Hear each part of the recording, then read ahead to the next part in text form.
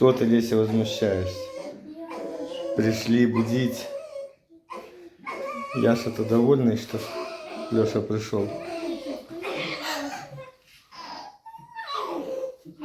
А Леся не очень. Леся так больше.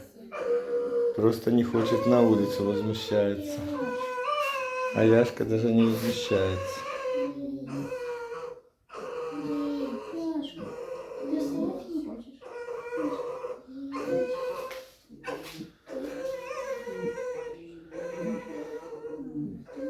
Ты ушки ей почеши.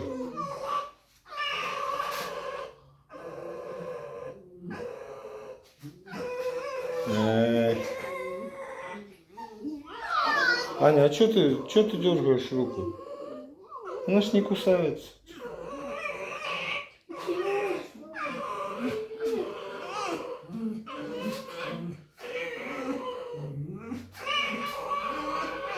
Ах ты, Леся, ты возмущатор, а?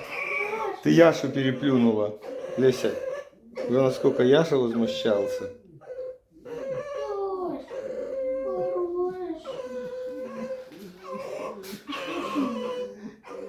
Яша постанывает только слегка. Леся, ты не выспалась? Вроде ночью спали нормально сегодня.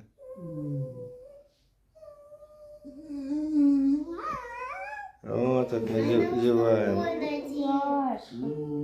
Все, успокоилась.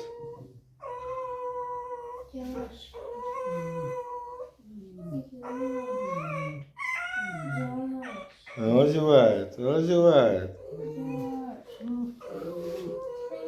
Не хотите вы на улицу, да? Не хотите? А надо.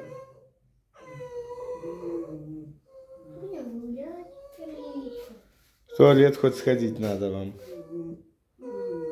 Хвостатая.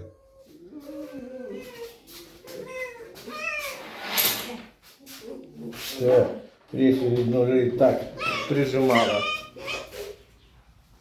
Яша?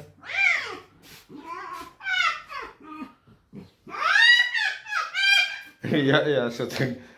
Чего ты возмущаешься?